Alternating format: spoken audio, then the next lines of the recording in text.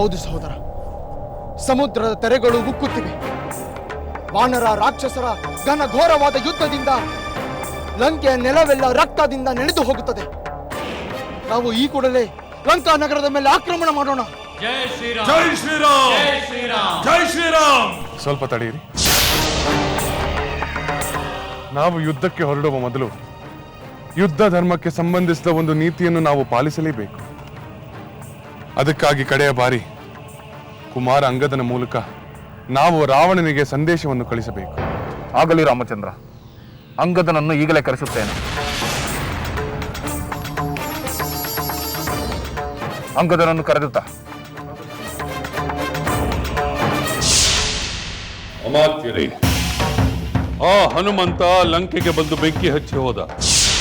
ಆ ಸುಗ್ರೀವ ನನ್ನ ಅರಮನೆಗೆ ಬಂದು ನನ್ನೊಡನೆ ದ್ವಂದ್ವ ಯುದ್ಧ ಮಾಡಿದ.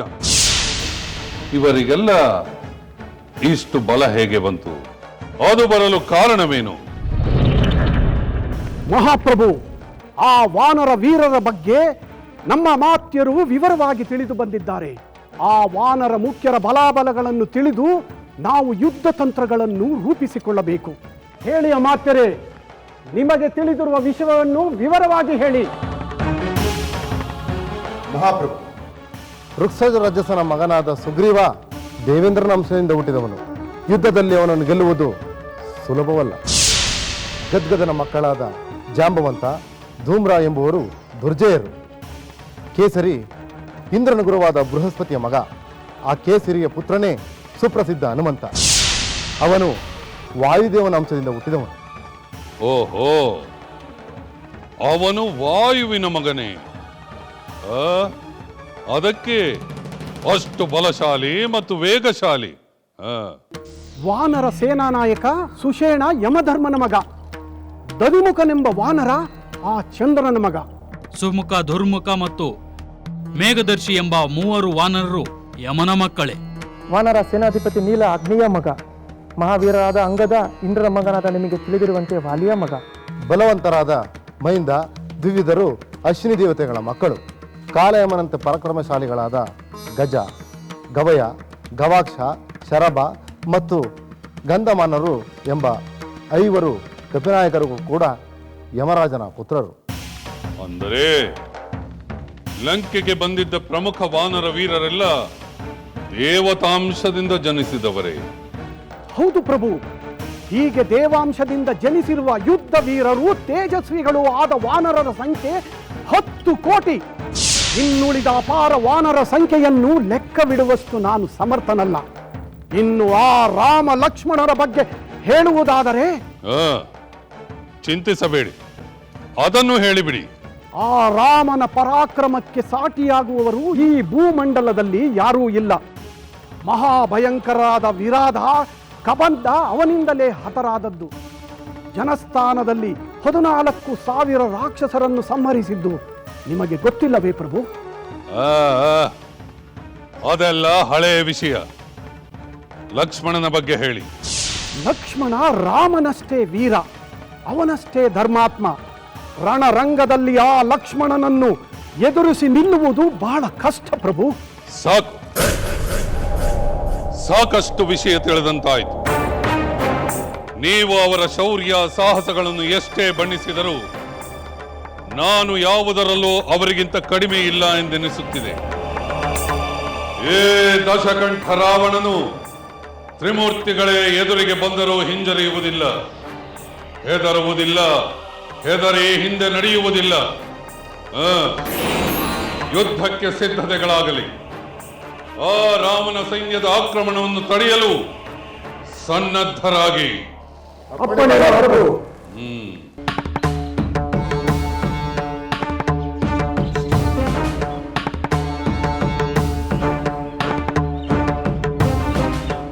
ಪ್ರಭು ರಾಮಚಂದ್ರ, ನನ್ನನ್ನು ಈ ಕೂಡಲೇ ಬಂದು ಕಾಣುವಂತೆ ಹೇಳಿ ಕಳುಹಿಸಿದರಂತೆ.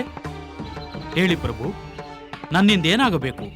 ಹೌದು ಅಂಗದ, ಈ ಯುದ್ಧಾರಂಭಕ್ಕೆ ಮೊದಲು ನಿನ್ನಿಂದ ಒಂದು ಬಹಳ ಮುಖ್ಯವಾದ ಕಾರ್ಯವಾಗಬೇಕಾಗಿದೆ. ಅಪ್ಪಣೆ ಮಾಡಿ ಪ್ರಭು. ಕುಮಾರ ಅಂಗದ, ನೀನು ಈಗಲೇ ಲಂಕೆಯ ಪ್ರಾಕಾರವನ್ನು ದಾಟಿ ಹೋಗಿ ರಾಕ್ಷಸ ರಾಜ ರಾವಣನಿಗೆ ಈ ನನ್ನ ಸಂದೇಶವನ್ನು ತಿಳಿಸು.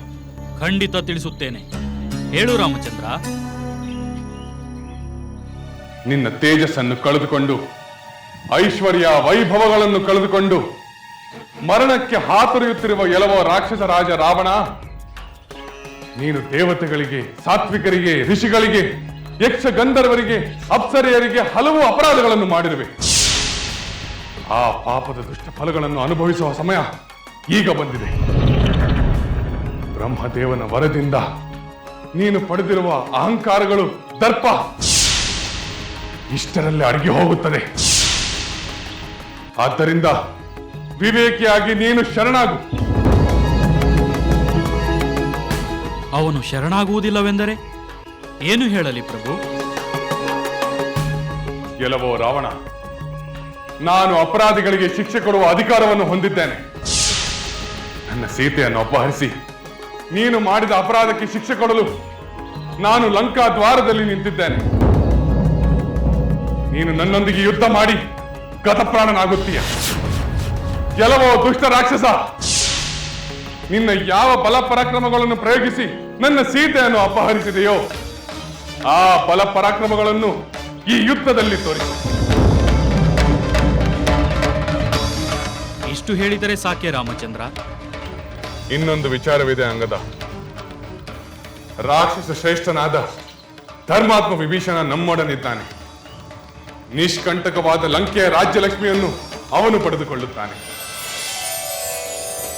ಪಾಪಿಷ್ಟನು, ಅಧರ್ಮಿಯೋ ಆದ ನೀನು ಇನ್ನು ಮುಂದೆ ಕ್ಷಣಕಾಲವಾದರೂ ಈ ರಾಜ್ಯವನ್ನು ಉಪಭೋಗಿಸಲಾರೆ.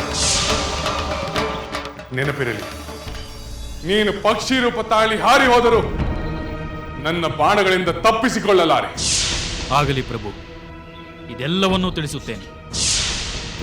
ಅಂಗದ, ಕೊನೆಯದಾಗಿ ಆ ರಾವಣನಿಗೆ ಈ ಮಾತನ್ನು ತಿಳಿಸು. ಆಗಲಿ ರಾಮಚಂದ್ರ. ಸರಿಯಾಗಿ ಕೇಳಿಸ್ಕೋ ರಾವಣ. ಪರಲೋಕ ಪ್ರಾಪ್ತಿಗೆ ಸಾಧಕವಾದ ನಿನ್ನ ಅಂತ್ಯ ಸಂಸ್ಕಾರವನ್ನು ಈಗಲೇ ಮುಗಿಸಿಕೊ. ಲಂಕೆಯನ್ನು, ಅದರ ವೈಭವವನ್ನು ಕಡೆಯ ಸಲ ಕಣ್ತುಂಬ ನೋಡಿಕೊಂಡು ಬಿಡು. ಏಕೆಂದರೆ ನಿನ್ನ ಪ್ರಾಣ ಈಗ ನನ್ನ ಅಧೀನದಲ್ಲಿದೆ. ನಿನ್ನನ್ನು, ಲಂಕೆಯನ್ನು, ಅದರ ವೈಭವವನ್ನು ನಾನೇ ನಾಶ ಮಾಡುತ್ತೇನೆ. ಪ್ರಭು, ನೀನು ಹೇಳಿದ ಎಲ್ಲಾ ಮಾತುಗಳನ್ನು ಯಥಾವತ್ತಾಗಿ ಆ ರಾವಣನಿಗೆ ಹೇಳುತ್ತೇನೆ. ಅಪ್ಪಣೆ ಮಾಡು ಪ್ರಭು.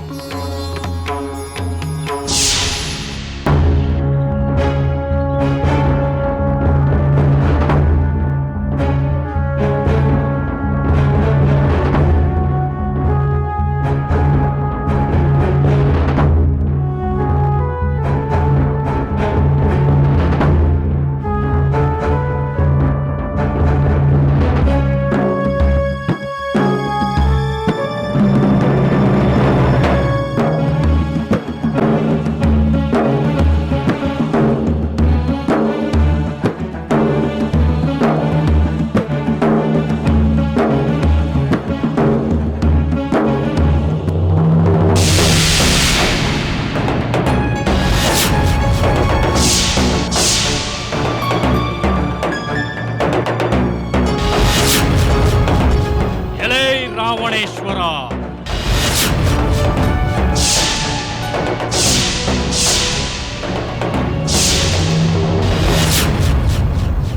ಇದೇನಿದು? ಆ ಸುಗ್ರೀವನಂತೆ ಮತ್ತೊಂದು ಕಪಿ ಬಂದಿದೆಯಲ್ಲ. ಏ ಕಪಿ, ಯಾರು ನೀನು? ಇಲ್ಲಿಗೇಕೆ ಬಂದೆ? ನನ್ನ ಅಪ್ಪಣೆ ಇಲ್ಲದೆ ನನ್ನ ಅರಮನೆಗೆ ಏಕೆ ಬಂದೆ?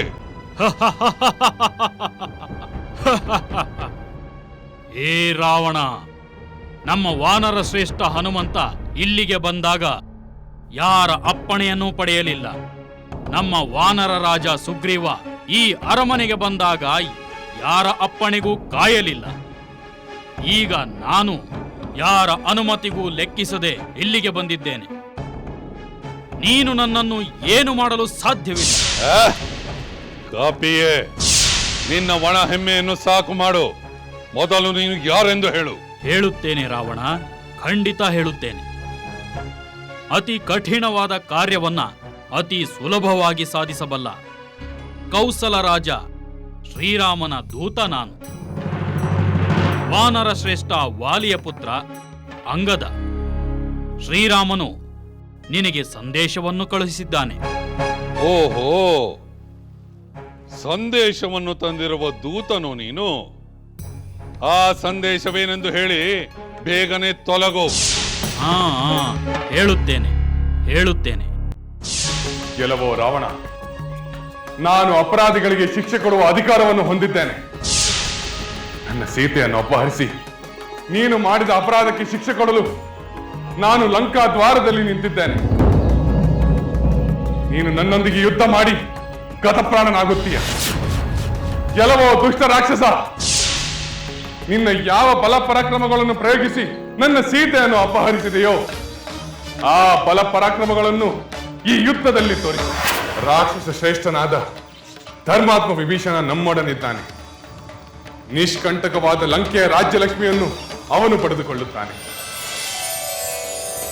ಪಾಪಿಷ್ಟನು ಅಧರ್ಮಿಯೋ ಆದ ನೀನು ಇನ್ನು ಮುಂದೆ ಕ್ಷಣಕಾಲವಾದರೂ ಈ ರಾಜ್ಯವನ್ನು ಉಪಭೋಗಿಸಲಾರೆ. ನೆನಪಿರಲಿ, ನೀನು ಪಕ್ಷಿ ರೂಪ ತಾಳಿ ಹಾರಿ ಹೋದರೂ ನನ್ನ ಬಾಣಗಳಿಂದ ತಪ್ಪಿಸಿಕೊಳ್ಳಲಾರೆ. ಸರಿಯಾಗಿ ಕೇಳಿಸ್ಕೋ ರಾವಣ, ಪರಲೋಕ ಪ್ರಾಪ್ತಿಗೆ ಸಾಧಕವಾದ ನಿನ್ನ ಅಂತ್ಯ ಸಂಸ್ಕಾರವನ್ನು ಈಗಲೇ ಮುಗಿಸಿಕೊ. ಲಂಕೆಯನ್ನು, ಅದರ ವೈಭವವನ್ನು ಕಡೆಯ ಸಲ ಕಣ್ತುಂಬ ನೋಡಿಕೊಂಡು ಬಿಡು. ಏಕೆಂದರೆ ನಿನ್ನ ಪ್ರಾಣ ಈಗ ನನ್ನ ಅಧೀನದಲ್ಲಿದೆ. ನಿನ್ನನ್ನು, ಲಂಕೆಯನ್ನು, ಅದರ ವೈಭವವನ್ನು ನಾನೇ ನಾಶ ಮಾಡುತ್ತೇನೆ. ಎಲ್ಲವೋ ರಾವಣ, ಶ್ರೀರಾಮನ ಸಂದೇಶವನ್ನು ಕೇಳಿದೆಯಲ್ಲ. ಈಗ ನಿನ್ನ ಉತ್ತರವೇನೆಂದು ಸರಿಯಾಗಿ ಯೋಚಿಸಿ ಹೇಳು. ಅಲ್ಲಿಯವರೆಗೂ ನಾನು ಸ್ವಲ್ಪ ಕಾಯುತ್ತೇನೆ.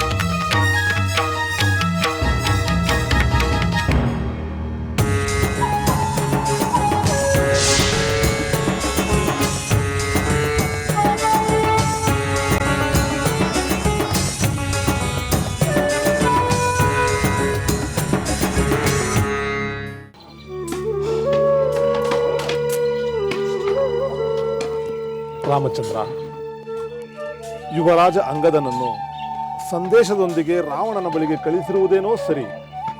ಆದರೆ ನನಗೆ ಒಂದು ಚಿಂತೆ ಕಾಡುತ್ತಿದೆ. ಅದೇನೆಂದು ಹೇಳು ವಿಭೀಷಣ. ನಿಮ್ಮಲ್ಲಿ ಯಾರಿಗೆ ಏನೇ ಚಿಂತೆ ಉಂಟಾದರೂ ಅದನ್ನು ಪರಿಹರಿಸುವುದು ನನ್ನ ಕರ್ತವ್ಯ. ಅದೇನೆಂದು ಹೇಳು. ರಾಮಚಂದ್ರ, ಪಾಪ ವಿಭೀಷಣ ಸದಾ ನಮ್ಮೆಲ್ಲರ ಹಿತದೃಷ್ಟಿಯಿಂದಲೇ ಯೋಚಿಸುತ್ತಿರುತ್ತಾನೆ. ಅಂಗದ ಲಂಕೆಗೆ ಹೋಗಿರುವುದೇ ವಿಭೀಷಣ ಚಿಂತೆಗೆ ಕಾರಣವಾಗಿರಬಹುದು. ಹೌದು ಸುಗ್ರೀವ, ಅದೇ ನನ್ನ ಚಿಂತೆಗೆ ಕಾರಣವಾಗಿರುವುದು. ಯುವರಾಜನಾದರೂ ಅಂಗದ ಇನ್ನೂ ಬಾಲಕ, ಚಿಕ್ಕವನು. ಬಲ ಪರಾಕ್ರಮದಲ್ಲಿ ತನ್ನ ತಂದೆ ವಾಲಿಗೆ ಸಮಾನನಾಗಿರಬಹುದು. ಆದರೆ ವಯೋಧರ್ಮಕ್ಕನುಗುಣವಾಗಿ ದುಡುಕಿಂದ ನಡೆದುಕೊಂಡ್ರೆ ಏನು ಗತಿ ಎಂದು ನನಗೆ ಆತಂಕವಾಗುತ್ತಿದೆ. ಅದರಿಂದ ಏನಾಗುತ್ತದೆ ವಿಭೀಷಣ? ಲಕ್ಷ್ಮಣ, ಆ ರಾವಣ ಬಹಳ ಕಠೋರ ಮನಸ್ಸಿನವನು. ದೂತನಿಗೆ ಶಿಕ್ಷೆಯನ್ನು ವಿಧಿಸಬಾರದೆಂಬ ನೀತಿಯನ್ನು ಲೆಕ್ಕಿಸದೆ ನಿರ್ದಯವಾಗಿ ನಡೆದುಕೊಳ್ಳುತ್ತಾನೆ. ಧರ್ಮ ಅಧರ್ಮಗಳ ವಿವೇಚನೆ ಇಲ್ಲದ ರಾವಣನ ಕೋಪವನ್ನು ಅಂಗದ ತನ್ನ ದುಡುಕಿನಿಂದ ಕೆರಳಿಸಿ ಎಲ್ಲಿ ಆಪತ್ತು ತಂದುಕೊಳ್ಳುತ್ತಾನೋ ಎಂದು ಭಯವಾಗುತ್ತಿದೆ. ನಿನ್ನ ಆತಂಕ ಆಲೋಚನೆಗಳು ಸಹಜವಾಗಿಯೇ ಇದೆ ವಿಭೀಷಣ. ಈಗಾಗಲೇ ಅಂಗದನ ಚಿಕ್ಕಪ್ಪನಾದ ಸುಗ್ರೀವನೇ ಅಂತಹ ದುಡುಕಿನ ಕಾರ್ಯವನ್ನು ಮಾಡಿದ್ದಾನೆ. ಹೇಳು ರಾಮಚಂದ್ರ, ನನ್ನ ಗುಣಾವಗುಣಗಳನ್ನು ತಿಳಿಸಿ ಹೇಳುವ ಸರ್ವಾಧಿಕಾರವು ನಿನಗೆ. ಅಂಗದ ನನ್ನ ಮೇಲಿನ ಪ್ರೀತಿಯಿಂದ, ಬಾಲ ಸಹಜವಾದ ಕ್ರೋಧದಿಂದ ರಾವಣ ಕೆರಳುವಂತೆ ವರ್ತಿಸಬಹುದು. ಆದರೂ ಹನುಮಂತ ಲಂಕಾದಹನ ಮಾಡಿದ ಮೇಲೂ ಸುರಕ್ಷಿತವಾಗಿ ಹಿಂದಿರುಗಿ ಬಂದಂತೆ ಅಂಗದ ಕುಮಾರನು ಸುರಕ್ಷಿತವಾಗಿ ಹಿಂದಿರುಗಿ ಬರುತ್ತಾನೆ ಎಂಬ ನಂಬಿಕೆ ನನಗಿದೆ. ವಿಭೀಷಣ, ವಾಲಿಪುತ್ರನ ಮೇಲೆ ಸಂದೇಹ ಬೇಡ.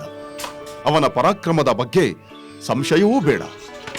ಅಂಗದ ಮಹಾಪರಾಕ್ರಮಶಾಲಿಯಾದ ವಾಲಿಯ ಪುತ್ರನೆಂಬುದು ನೆನಪಿರಲಿ. ರಾವಣನ ಯಾವುದೇ ನಿರ್ಬಂಧವನ್ನು ದಾಟಿ ಅವನು ಸುರಕ್ಷಿತವಾಗಿ ಬಂದೇ ಬರುತ್ತಾನೆ. ನನಗೂ ಆ ನಂಬಿಕೆ ಇದೆ ವಿಭೀಷಣ. ಅಂಗದನ ಮೇಲೆ ಅಂತ ಭರವಸೆ ಇದ್ದಿದ್ದರಿಂದಲೇ ರಾಮಚಂದ್ರ ಅವನನ್ನು ದೂತನನ್ನಾಗಿ ಕಳುಹಿಸುತ್ತೇನೆ ಎಂದಾಗ ನಾನು ಬೇಡವೆನ್ನಲಿಲ್ಲ. ನನಗೆ ಬೇರೆ ದಾರಿ ಇರಲಿಲ್ಲ. ಮೊದಲೇ ಹೋಗಿ ದ್ವಂದ್ವ ಯುದ್ಧವನ್ನು ಮಾಡಿಕೊಂಡು ಬಂದ ಸುಗ್ರೀವನನ್ನು ನಾನು ಮತ್ತೆ ಕಳುಹಿಸುವಂತಿರಲಿಲ್ಲ. ಅವನು ಮತ್ತೆ ಹೋಗಿದ್ದರೆ ರಾವಣ ಅವನ ಮಾತನ್ನು ಕೇಳುತ್ತಿದ್ದಾನೆ. ಜೊತೆಗೆ ಅಂಗದ ಯುವರಾಜನಾಗಿರುವುದರಿಂದ ಅವನು ಹೋಗುವುದು ಸೂಕ್ತವೆಂದೆನಿಸಿತು. ನಿನ್ನ ನಿರ್ಧಾರ ಸರಿಯಾಗಿದೆ ರಾಮಚಂದ್ರ. ಆ ರಾವಣನಿಂದ ಅಂಗದನಿಗೆ ಯಾವ ಅಪಾಯವೂ ಆಗದೆ ಸುರಕ್ಷಿತವಾಗಿ ಹಿಂದಿರುಗಿದರೆ ಅಷ್ಟೇ ಸಾಕು. ಬರುತ್ತಾನೆ ವಿಭೀಷಣ. ಅಂಗದ ಕುಮಾರ ಖಂಡಿತ ಸುರಕ್ಷಿತವಾಗಿ ಹಿಂದಿರುಗಿ ಬರುತ್ತಾನೆ.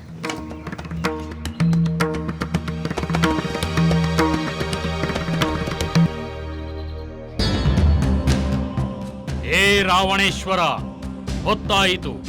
ನಾನು ಬೇಗನೆ ಹೋಗಬೇಕು. ರಾಮನ ಸಂದೇಶಕ್ಕೆ ನಿನ್ನ ಉತ್ತರವೇನೆಂದು ಹೇಳು. ಹೇಳುತ್ತೇನೆ. ರಾಮನ ಸಂದೇಶಕ್ಕೆ ಉತ್ತರ ಹೇಳುತ್ತೇನೆ. ಅದಕ್ಕೆ ಮೊದಲು ನಿನಗೆ ಕೆಲವು ಬುದ್ಧಿವಾದದ ಮಾತುಗಳನ್ನು ಹೇಳಬೇಕಾಗಿದೆ. ನಾನು ನಿನ್ನಿಂದ ಬುದ್ಧಿವಾದ ಕೇಳಬೇಕೆ? ಎಲ್ಲವೋ ಅಂಗದ, ನಿನ್ನ ತಂದೆ ವಾಲಿಯನ್ನು ಕೊಂದವನು ರಾಮ, ಕೊಲ್ಲಿಸಿದವನು ಸುಗ್ರೀವ. ಅವರ ಪರವಾಗಿ ಸಂದೇಶ ತಂದಿರುವೆಯಲ್ಲ, ನಿನಗೆ ಆತ್ಮಾಭಿಮಾನವಿಲ್ಲವೇ? ಆ ಪ್ರಶ್ನೆ ಇಲ್ಲಿ ಉದ್ಭವಿಸುವುದಿಲ್ಲ. ಆ ಪ್ರಸಂಗದ ಬಗ್ಗೆ ಧರ್ಮಗಳ ವಿವರವಾದ ಜಿಜ್ಞಾಸೆ ನಡೆದಾಗಿದೆ. ನನ್ನ ತಂದೆ ಮೃತ್ಯುಶಯ್ಯೆಯಲ್ಲಿದ್ದಾಗಲೇ ರಾಮಚಂದ್ರ ತನ್ನ ಕಾರ್ಯವನ್ನು ಒಪ್ಪುವಂತೆ ನನ್ನ ತಂದೆಗೆ ತಿಳಿಸಿದ್ದಾನೆ. ನನಗೆ ರಾಮಚಂದ್ರ ಮತ್ತು ಸುಗ್ರೀವರಲ್ಲಿ ಯಾವ ದೋಷವೂ ಕಾಣುತ್ತಿಲ್ಲ. ನನ್ನ ಚಿಕ್ಕಪ್ಪ ಸುಗ್ರೀವ ನನ್ನನ್ನು ಯುವರಾಜನನ್ನಾಗಿ ಮಾಡಿ ನನ್ನನ್ನು ಸ್ವಂತ ಪುತ್ರರಂತೆ ಪ್ರೀತಿಯಿಂದ ಕಾಣುತ್ತಿದ್ದಾನೆ. ಆದರೆ ಭಾರ್ಯಾಪಹರಣ ಮಾಡಿದ ನನ್ನ ತಂದೆಗೆ ಆದ ಗತಿ ಸೀತಾಪಹರಣ ಮಾಡಿದ ನಿನಗೂ ಆಗುತ್ತದೆ. ನೀನು ನನ್ನ ಗತಿಯನ್ನು ನಿರ್ಧರಿಸುತ್ತೀಯೋ?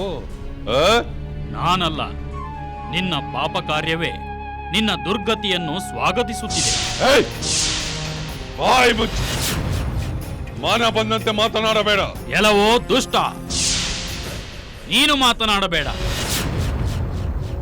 ಅರಮನೆಯಿಂದ ಹೊರಬಂದು ನನ್ನೊಡನೆ ಹೋರಾಡು. ಯುದ್ಧಾರಂಭಕ್ಕೆ ಮೊದಲೇ ನಿನ್ನ ಆಯಸ್ಸಿಗೆ ಮುಕ್ತಾಯ ಹಾಡುತ್ತೇನೆ. ನಿನ್ನ ಸಂಹಾರವಾದರೆ ಸರ್ವಲೋಕಗಳಿಗೂ ಶುಭವಾಗುತ್ತದೆ. ಈಗಲಾದರೂ ವಿವೇಕಿಯಾಗಿ ಶ್ರೀರಾಮನಿಗೆ ಶರಣಾಗಿ ಸೀತಾಮಾತೆಯನ್ನು ತಂದೊಪ್ಪಿಸು. ಇಲ್ಲವಾದರೆ ನಿನ್ನ ಅವಸಾನ ಖಂಡಿತ. ಈ ನಿನ್ನ ಸಕಲ ಐಶ್ವರ್ಯವೆಲ್ಲ ವಿಭೀಷಣನ ಪಾಲಾಗುತ್ತದೆ. ಇದೇ ಶ್ರೀರಾಮನ ಸಂದೇಶ. ದುರ್ಬುದ್ಧಿಯ ಈ ಕಪಿಯನ್ನು ಈಗಲೇ ಹಿಡಿದು ಬಡಿದು ಕೊಂದು ಹಾಕಿ.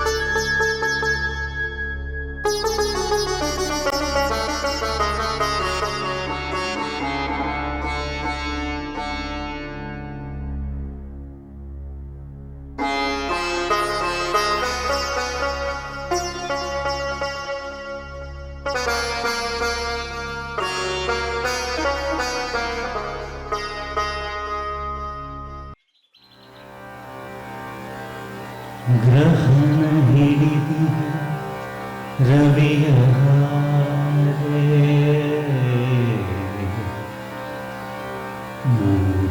ಮೂಕವಾಗಿಯ ಕವಿಯ ಗ್ರಹಣ ಹಿಡಿದಿಯ ರವಿಯ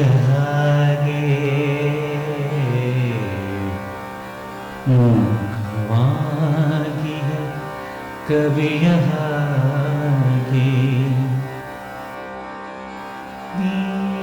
ನೀನಿರದೆ ನಾನು ರವೀರದ ಬಾನು ನಿನಗಾಗಿಯೇ ನಾನು ಬಂದಿಹೇನು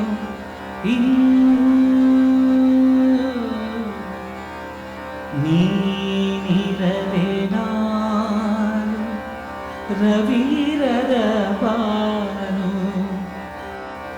ನಿನಗಾಗಿಯೇ ನಾನು ಬಂದಿಹೇನು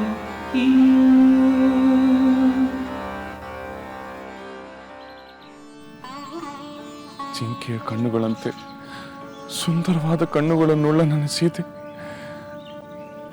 ಎಷ್ಟು ಸಂಕಟ ಪಡುತ್ತಿರುವಳು.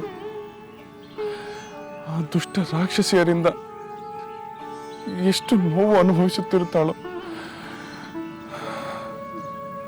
ನನ್ನನ್ನು ನೆನೆದು ಅವಳು ಒಂಟಿಯಾಗಿ ಪರಿತಪಿಸುತ್ತಿರುತ್ತಾಳೆ.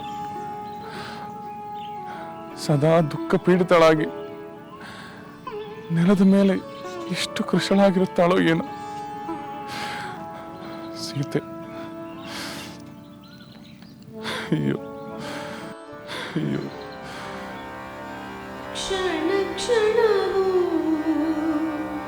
ಯುಗವಾದ ಹಾಗೆ ಉಸಿರ ಉಸಿರೇ ನಿಂತ ಹಾಗೆ ಕ್ಷಣ ಕ್ಷಣವೂ ಯುಗವಾದ ಹಾಗೆ ಉಸಿರ ಉಸಿರೇ ನಿಂತ ಹಾಗೆ ನೀವಿರದೆ ನಾನು ನೀರಿರದ ಮೀನು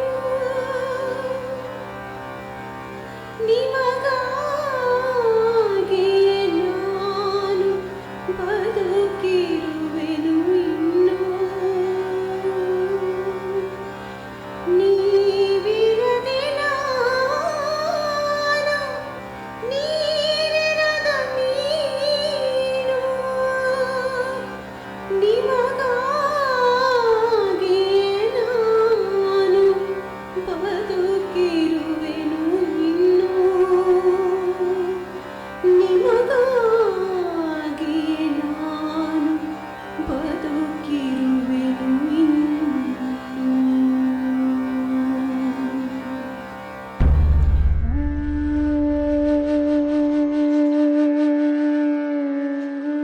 ಅಯ್ಯೋ, ನನ್ನ ಸ್ವಾಮಿ ನನ್ನ ವಿಯೋಗದಿಂದ ಎಷ್ಟು ದುಃಖಿಸುತ್ತಿದ್ದಾರೋ ಏನೋ.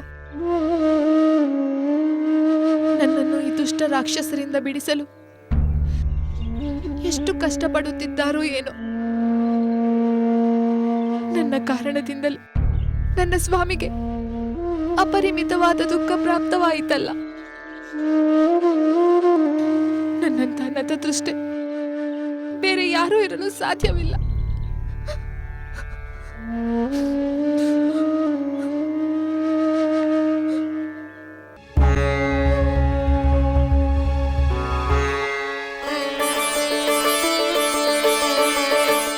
ರಾಮಚಂದ್ರ, ಪ್ರಭು ಸುಗ್ರೀವ,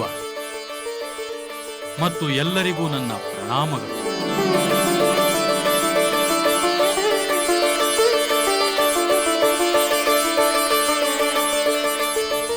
ಅಂಗದ, ನೀನು ಲಂಕೆಗೆ ಹೋಗಿ ಸುರಕ್ಷಿತವಾಗಿ ಹಿಂದಿರುಗಿ ಬಂದದ್ದನ್ನು ಕಂಡು ನಮ್ಮೆಲ್ಲರಿಗೂ ಬಹಳ ಸಂತೋಷವಾಗಿದೆ.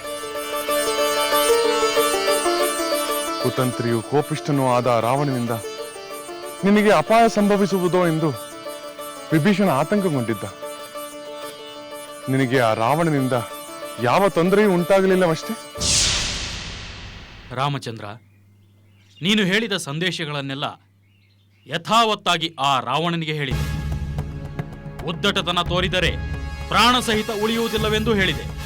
ಅದಕ್ಕೆ ಅವನು ಕೆರಳಿ ಲಘುವಾಗಿ ಮಾತನಾಡಿದ. ನನ್ನನ್ನು ಹಿಡಿದು ಕೊಲ್ಲುವಂತೆ ರಾಕ್ಷಸರಿಗೆ ಆಜ್ಞಾಪಿಸಿದ. ಏನು? ದೂತನನ್ನು ಕೊಲ್ಲುವಷ್ಟು ನೀಚನೇ ಆ ರಾವಣ? ಧರ್ಮ ಅಧರ್ಮಗಳ ವಿವೇಚನೆ ಇಲ್ಲದ ಮೂರ್ಖ.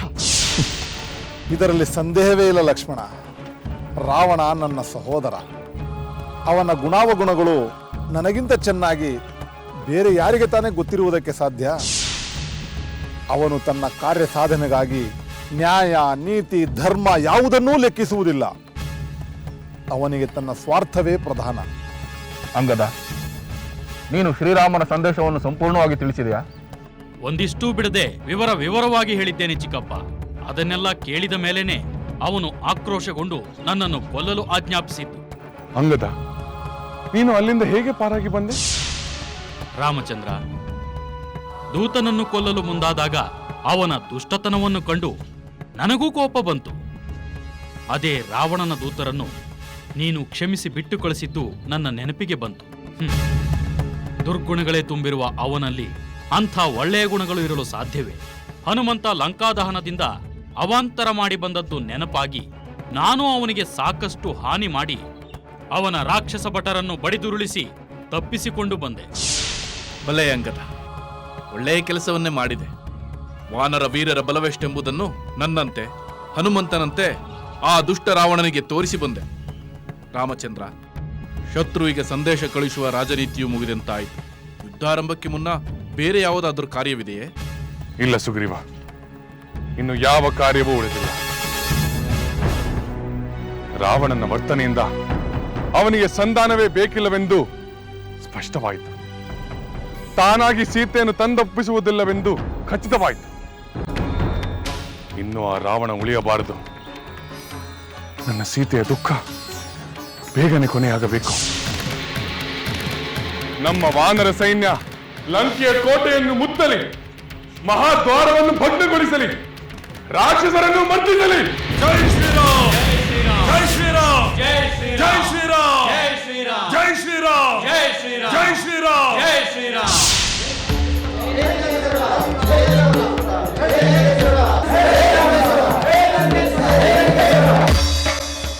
ಎಲೈ ರಾಕ್ಷಸ ವೀರರೇ, ನಿಮಗೆ ಅಪಾರವಾದ ಶಕ್ತಿ ಸಾಮರ್ಥ್ಯಗಳಿದೆ. ತ್ರಿಲೋಕಗಳನ್ನೇ ಗೆಲ್ಲಬಲ್ಲ ಶಕ್ತಿ ಇದೆ. ದೇವತೆಗಳನ್ನೇ ಬಗ್ಗು ಬಡಿದಿರುವ ನಿಮಗೆ ಏ ನರವಾನರ ಸೈನ್ಯ ಯಾವ ಲೆಕ್ಕ? ಅಪಾರ ಜಲಸಾಗರವನ್ನು ದಾಟಿ ಬಂದಿರುವ ಉದ್ದಟ ವಾನರರಲ್ಲಿ ಯಾವೊಂದು ಪಿಳ್ಳೆಯು ಜೀವಂತವಾಗಿ ಈ ಲಂಕೆಯಿಂದ ಹೋಗಬಾರದು. ಮುನ್ನುಗ್ಗಿ ವಾನರರನ್ನು ಬಗ್ಗು ಬಡಿಯಿರಿ. ರಾಮ ಲಕ್ಷ್ಮಣರ ಗರ್ವ ಮುರಿದು ಏ ಲಂಕೇಶ್ವರನ ಹೆಸರನ್ನು ಬೆಳಗಿಸಿ ಮುನ್ನುಗ್ಗಿ ಹೋರಾಡಿ.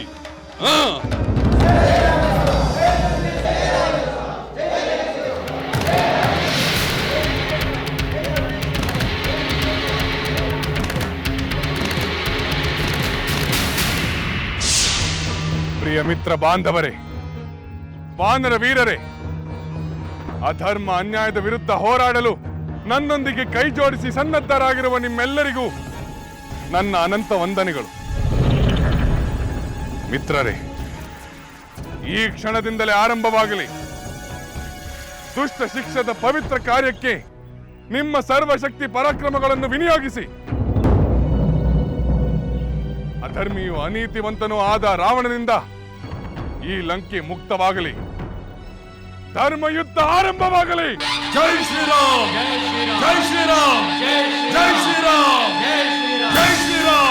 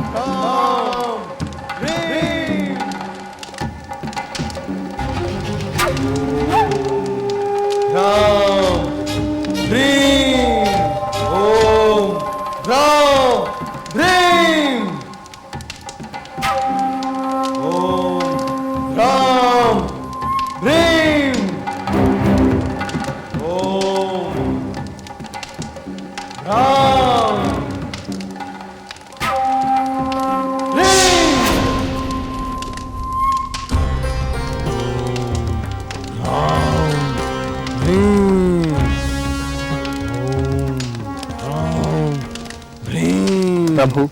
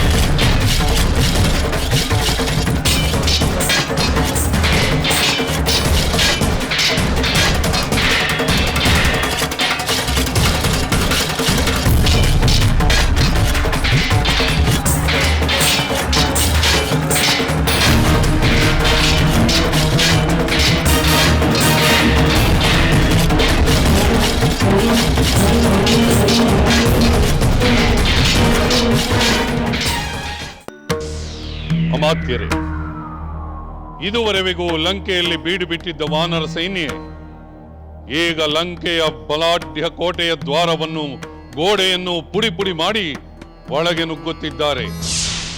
ನಮ್ಮ ದ್ವಾರಪಾಲಕರೆಲ್ಲ ಹತರಾಗುತ್ತಿದ್ದಾರೆ.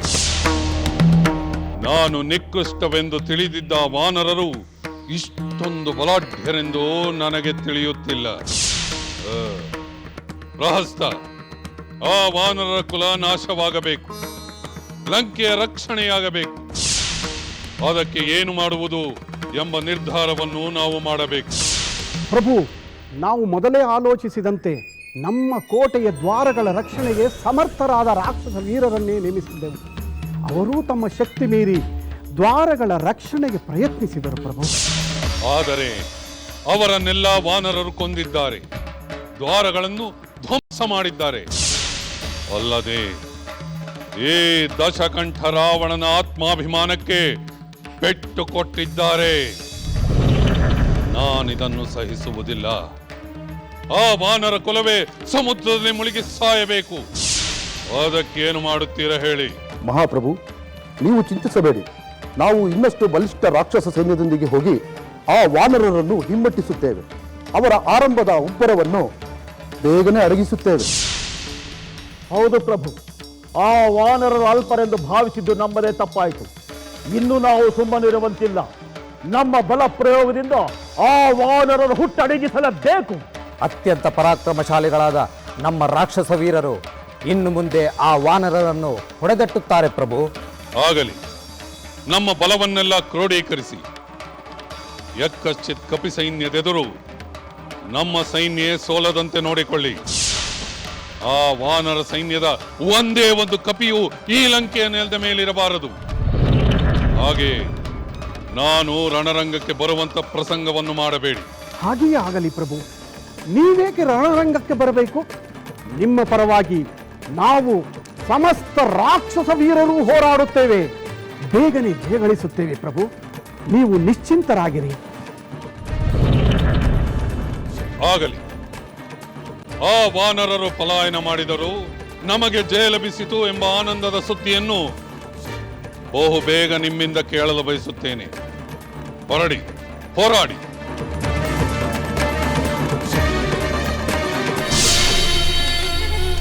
ಭಲೆ ಭಲೆ ಭಲೆ, ನನ್ನ ತಪಸ್ಸು ಫಲಿಸಿತು, ಪ್ರಾರ್ಥನೆ ಫಲಪ್ರದವಾಯಿತು, ನನ್ನ ಕೋರಿಕೆ ಈಡೇರಿತು, ನನಗೆ ಬೇಕಾದ ದಿವ್ಯಾಸ್ತ್ರಗಳನ್ನು ಪಡೆದಾಯಿತು. ಈ ದಿವ್ಯಾಸ್ತ್ರಗಳ ಸಹಾಯದಿಂದ ನನ್ನ ಶತ್ರುಗಳನ್ನು ನಿಗ್ರಹಿಸುತ್ತೇನೆ. ನನ್ನ ಶತ್ರುಗಳು ಎಂಥವರೇ ಆಗಲಿ ಅವರನ್ನು ಜಯಿಸಿ ವಿಜೃಂಭಿಸುತ್ತೇನೆ. ಎಲ್ಲವೋ ಧೂತ. ಅಪ್ಪಣೆ ಮಹಾಪ್ರಭು. ನಮ್ಮ ಲಂಕೆಯ ಮೇಲೆ ದಾಳಿ ಮಾಡಲು ಬಂದಿರುವ ಆ ರಾಮನ ಸೈನ್ಯವನ್ನು ಧೂಳಿಪಟ ಮಾಡಲು ಈ ದಿವ್ಯಾಸ್ತ್ರಗಳು ಸಾಕಲ್ಲವೇ? ಅದರಲ್ಲಿ ಸಂದೇಹವೇ ಇಲ್ಲ ಪ್ರಭು. ಇಂದ್ರನನ್ನೇ ಗೆದ್ದು ಇಂದ್ರಜಿತ್ ಎಂದು ಹೆಸರು ಪಡೆದ ನಿಮಗೂ ನಿಮ್ಮ ಅಸ್ತ್ರಗಳಿಗೂ ಯಾವುದು ತಾನೇ ಅಸಾಧ್ಯ? ನಿನ್ನ ಮಾತು ನಿಜ ದೂತ. ಆದರೆ ಮಹಾವೀರನಾದ ನಾನು ಕೇವಲ ಆ ಮಾನವರು ಮತ್ತು ಕಪಿಗಳ ಮೇಲೆ ಯುದ್ಧ ಮಾಡುವುದು ನನ್ನ ಘನತೆಗೆ ತಕ್ಕುದಲ್ಲ ಎಂದು ಯೋಚಿಸುತ್ತಿದ್ದೇನೆ. ನಿಮ್ಮ ಕೈ ಕೆಳಗೆ ಸಾವಿರಾರು ವೀರರಿದ್ದಾರೆ ಪ್ರಭು. ನಮ್ಮ ತಂದೆ ಮಹಾವೀರ ರಾವಣೇಶ್ವರನ ಅಸಂಖ್ಯಾತ ಸೈನಿಕರಲ್ಲಿ ಆ ವಾನರರ ಸೈನ್ಯವನ್ನು ಧ್ವಂಸ ಮಾಡಲು ಒಬ್ಬನೇ ಒಬ್ಬ ವೀರ ಸಾಕಲ್ಲವೇ? ಸಾಕು ಪ್ರಭು, ಸಾಕು. ಅದಕ್ಕೆ ಆ ರಾಮನ ಮತ್ತವನ ಪರಿವಾರವನ್ನೆಲ್ಲ ಸಮುದ್ರದಲ್ಲಿ ಮುಳುಗಿಸುವ ಸಾಮರ್ಥ್ಯ ನನ್ನಲ್ಲಿದ್ದರೂ ನಾನು ಯುದ್ಧಕ್ಕೆ ಹೊರಟಿಲ್ಲ. ಅದಕ್ಕೆ ನನ್ನ ಬಳಿ ಇಂಥ ದಿವ್ಯಾಸ್ತ್ರಗಳಿದ್ದರೂ ಕ್ಷಣ ಮಾತ್ರದಲ್ಲಿ ವಿಜಯ ಸಾಧಿಸಿ ರಾವಣೇಶ್ವರನಿಗೆ ಪರಮಾನಂದ ಉಂಟು ಮಾಡುವ ಶಕ್ತಿ ನನ್ನಲ್ಲಿದ್ದರೂ ನಾನು ಯುದ್ಧಕ್ಕೆ ಹೊರಟಿಲ್ಲ. ಸರಿಯಾಗಿ ಹೇಳಿದಿರಿ ಪ್ರಭು. ನೀವೇನು, ನಿಮ್ಮ ಘನತೆ ಏನು? ಆದರೆ ಏನು ಆದರೆ ಎಂದು ಏಕೆ ನಿಲ್ಲಿಸಿದೆ? ಪ್ರಭು, ನೀವು ಇಂದ್ರನನ್ನು ಗೆದ್ದವರು, ನಿಮ್ಮ ತಂದೆಯವರು ಪರಮೇಶ್ವರನನ್ನೇ ಒಲಿಸಿಕೊಂಡರು. ನಿಮ್ಮ ಸೇನೆಯಲ್ಲಿ ಮಹಾವೀರರಿದ್ದಾರೆ. ಇಷ್ಟಾದರೂ ಆ ರಾಮ ಮತ್ತು ಅವನ ವಾನರ ಸೈನ್ಯ ಸಮುದ್ರಕ್ಕೆ ಸೇತುವೆಯನ್ನು ಕಟ್ಟಿ ದಾಟಿ ಬಂದು ಲಂಕೆಯ ಮೇಲೆ ಆಕ್ರಮಣ ಮಾಡಿರುವುದನ್ನು ನೋಡಿದರೆ ಮುಂದೇನು ಹೇಳು. ನನಗೊಂದು ಭಯ ಪ್ರಭು. ಆ ವಾನರ ಸೈನ್ಯವೇನಾದರೂ ಲಂಕೆಗೆ ಬೆಂಕಿ ಇಟ್ಟ ಹನುಮಂತನಂತೆ ಕಾಟ ಕೊಟ್ಟರೇನು ಗತಿ? ಆ ವಾನರ ಸೈನ್ಯವೇನಾದರೂ ಕೋಟೆಯನ್ನು ದಾಟಿ ಒಳ ಬಂದರೆ? ಸಾಕು ಸಾಕು, ನಿಲ್ಲಿಸು. ಮುಂದೆ ಮಾತನಾಡಬೇಡ. ಅಂಥ ಸಂದರ್ಭವೇನಾದರೂ ಬಂದರೆ ಮರುಕ್ಷಣವೇ ನಾನು ರಣರಂಗದಲ್ಲಿರುತ್ತೇನೆ. ಕಣ್ಣು ರೆಪ್ಪೆ ಬಡಿಯುವಷ್ಟರಲ್ಲಿ ಆ ವಾನರರ ಸೈನ್ಯವನ್ನು ನಿಶ್ಶೇಷಗೊಳಿಸುತ್ತೇನೆ. ಆ ರಾಮ ಲಕ್ಷ್ಮಣರನ್ನು ಸಂಹರಿಸುತ್ತೇನೆ. ಹೋಗು, ನೀನು ಈಗಲೇ ಹೋಗಿ ಆ ವಾನರರು ಏನೇನು ಮಾಡುತ್ತಿದ್ದಾರೆಂದು ಬಂದು ತಿಳಿಸು. ಹಾಗೆ ಆಗಲಿ ಪ್ರಭು.